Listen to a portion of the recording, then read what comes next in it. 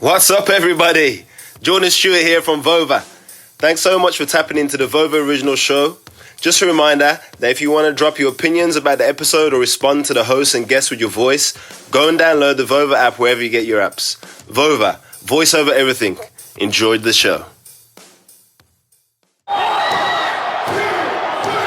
What's going on, Vover Wrestling? It's Wednesday, so you know what that means. It's time for another edition of the 3 Counts. I am your host, Regular Scott, and this week we were going to go over 3 ways to improve Smackdown, because the last couple weeks we've gone over Raw and NXT, but it has just been a huge week in wrestling, and it looks like it's going to be a huge weekend of wrestling. So I'm going to bump that up and go over one glaring issue I've noticed with SmackDown. After that, we're going to talk about Christian Cage's huge title victory over Kenny Omega in the debut episode of AEW Rampage. And we're going to wrap up with the biggest and most talked about news these last few weeks: the imminent and apparent return of CM Punk to AEW Rampage this Friday. Without further ado, let's jump right into things.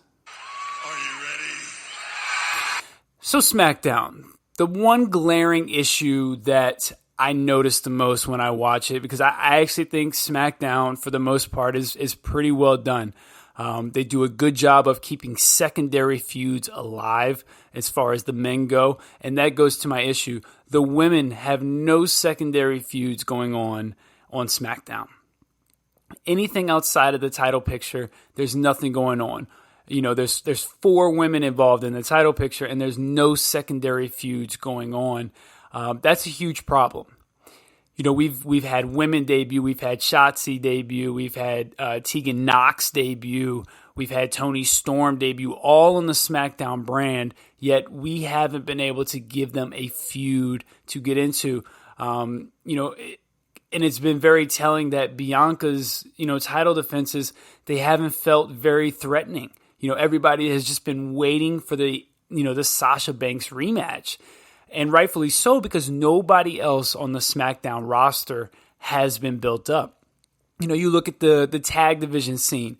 You've got the main tag feud, which is the Usos and the Mysterios for the tag titles, but they've done a good job of creating a secondary feud. You've got the Street Profits and Alpha Academy, which has been a good feud, a good way for Otis to showcase himself. And not only that, but it gives the Street Profits some good victories. So that's a good thing. On the Intercontinental title side, Baron Corbin's been floating around. Him and Finn Balor have a little thing. Now he's got a thing with Big E. So the secondary feuds have been keeping people busy. And that's something that the women just do not have outside of the title picture. And there's so many talented women that are out there. I mean, Zelina Vega and Carmella, why aren't they feuding with Shotzi, or Naomi? Where's Naomi at? All these talented women, and we can't give secondary feuds. We have to. So it's just frustrating because, somebody like Toni Storm, I think she could be a star. I think somebody like Shotzi Blackheart, she's not for everybody, but she's got a different look. She stands out. She's different. You know what I mean? Like, you need something to separate yourself. And she wrestles different. She's a daredevil. I mean, she puts her body on the line. I think her and Toni Storm, you should have brought them in with feuds off the bat. Those are women that you've got to protect, take care of, and just be building up, especially Toni Storm. I think she could easily, become a face of the division. Bianca's going to be there for years. She's established. That win over Sasha at Mania really established her. I think Toni Storm could be that pillar on SmackDown, or just on the main roster, period. She's got a presence, she's got a look, and she can go in the ring. So the women on SmackDown have got to get secondary feuds and start being built up for the champions. You can't just have a feud over the championship. That's a huge problem with SmackDown. There's a couple other things I could get to, but that's the most glaring thing is the women, man. You got to take care of the women. You got to make sure that there's somebody waiting in the wings. This is where somebody like Bayley is missed. this was one thing that Bayley always did when she wasn't in title picture. She was able to feud with other people. And I think that's what she would be doing right now. She'd probably be working with a Toni Storm, Shotzi, and Tegan Knox and all them. So Bayley is sorely missed right now. And, I talked about how they were filling the gap, but we still got to have secondary feuds. Moving on to Christian Cage, AEW Rampage, the debut episode at 10 p.m. on TNT, opened with Kenny Omega, the reigning AAA, TNA, Impact, and AEW champion, taking on Christian Cage for the TNA and Impact titles.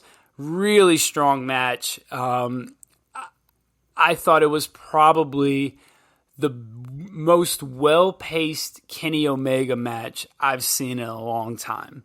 And that doesn't mean his matches are bad by any stretch, but they're so breakneck. And, that's fine if that's what you like. But the pacing of this I thought it was just spot on and really built up well. You had one thing I'm really big on is the pace. And I thought this was fantastic. I think him and Christian Cage have really good chemistry. I thought Christian looked really good, man. He looked great. This is easily his best match back since he's returned to AEW. And I thought Kenny Omega looked really good in the feed. I thought he did his job of that unprettier on the chair was fantastic.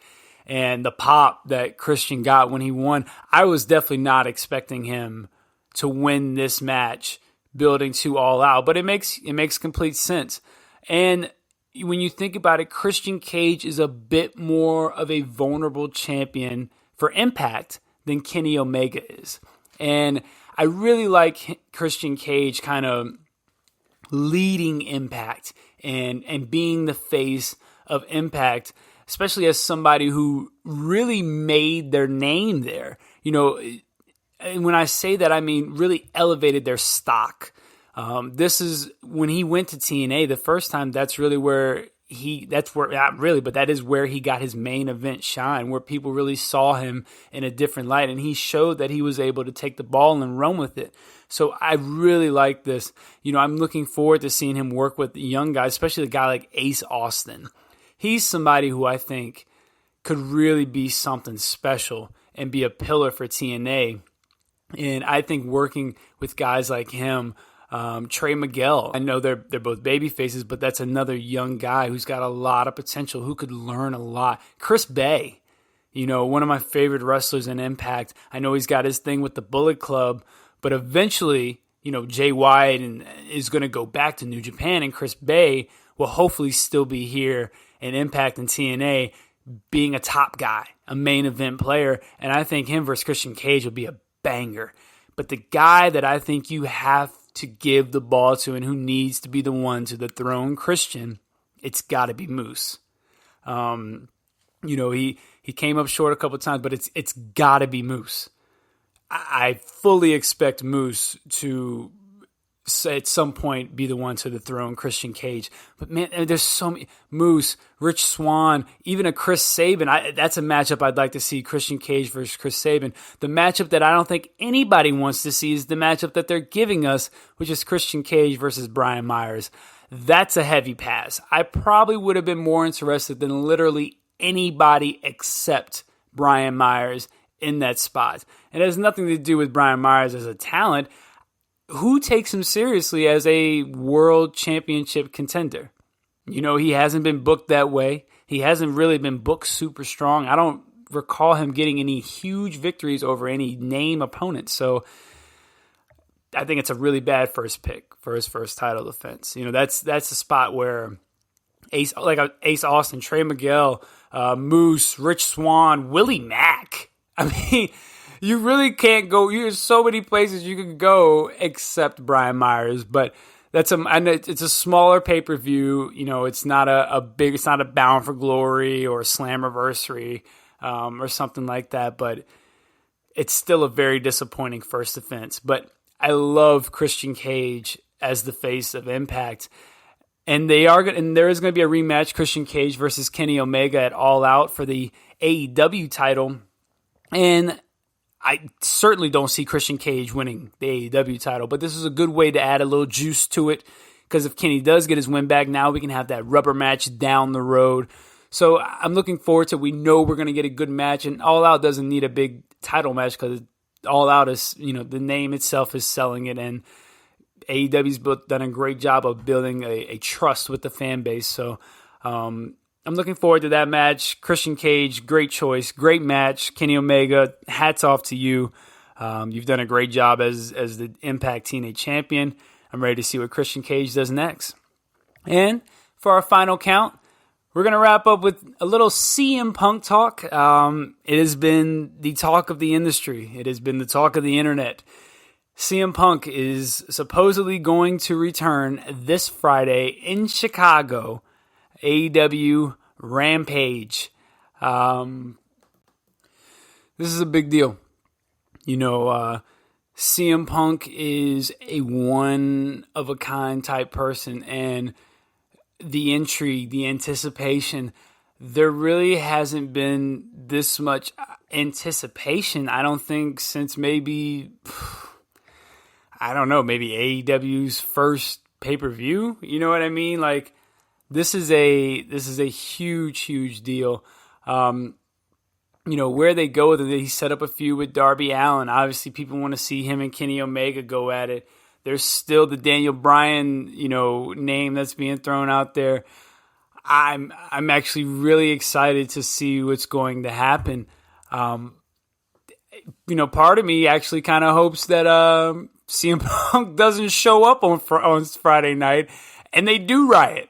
I would love to see the reaction of CM Punk not showing up, and how do you play that off?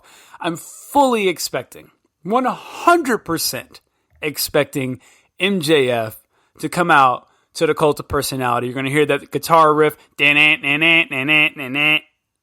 to hear that, and MJF is going to walk out, and he's going to get booed. It's going to be just like Paul Heyman when he did it in WWE a few years ago. I fully expect that. And honestly, I'll be disappointed if it doesn't happen because you're going to get a lot of heat. And if you know he's coming, I would definitely do that. If you know he's coming, if he's and he's coming, I would 100% fake them out at the beginning of the show and save that guy for the very last segment. Is this a game changer? Is this going to put them over the top? No. Is this a big deal in wrestling, and is this the boom that wrestling could use? Possibly. We'll see. I think CM Punk, he brings so much more than just his wrestling to AEW. He brings a veteran presence. He brings a name value. He brings, a mouthpiece. He brings somebody else who can come out there and just cut a killer promo. He's somebody that you can throw on there in commentary. There's a lot of different hats that CM Punk can wear in this company. And the matchups, Malachi Black is there. That's probably the matchup I would be most intrigued about, is a CM Punk Malachi Black matchup. Because I think that is a down and dirty type matchup. And another one that I would really enjoy, because I think the promos would be fantastic between the two. And I think they could play very well off each other. I think Ethan Page would be a great guy for CM Punk to work with in AEW. I think Ethan Page would be able to really play off and rile up CM Punk. And I think CM Punk would really be able to elevate Ethan Page in that manner. I think just working with him would really elevate a guy like that. Obviously, the Darby matchup's interesting.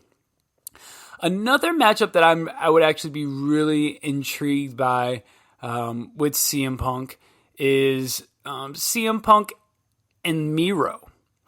It sounds like a weird combination, but CM Punk is that kind of guy that I think, and you don't want to put him in the world title picture because I do think Adam Page is the long-term answer. I'd love to see CM Punk as the TNT champion. The guy that's defending the belt on Rampage. You want to talk about something that would give Rampage a boost. I've talked in the past how I think Rampage should be the kind of TNT title show, and that doesn't mean you don't have the AEW title on there or other title matches or main event caliber matches, but I do think it should be that TNT title realm where, especially when AEW moves to TBS, that should be the land of the TNT champion. What better way to get people more invested and to get more eyeballs on it than maybe put CM Punk as your TNT champion? I think it'd be different. It would definitely elevate guys. I thought Cody did a really good job of elevating a lot of guys in losses. CM Punk could do that very well too. And so it's going to be a big weekend, a very big weekend. Rampage on Friday, it's with the big CM Punk. Saturday, we've got SummerSlam. Sunday, we've got NXT TakeOver, Samoa Joe, Karrion Kross. Huge weekend, but that's all I got for you this week, everybody. We did it. We knocked it out the park. I went a little long this week, and I apologize about that. I told you there was a whole lot to talk about. Be on the lookout. I will be releasing later this week a preview show for SummerSlam. I don't know if I'm going to do one for TakeOver. I might do one for TakeOver. I'm not sure. But there will for sure be a preview episode for SummerSlam coming out this week. So be on the lookout for that. You can find me on Twitter at knee4MarvelVsDC. That's the number 4. You can also find me on the Vover app at Regular Scott. And as always, y'all have a good time because we're going to have a good time until we talk to y'all next time. Peace. Vover!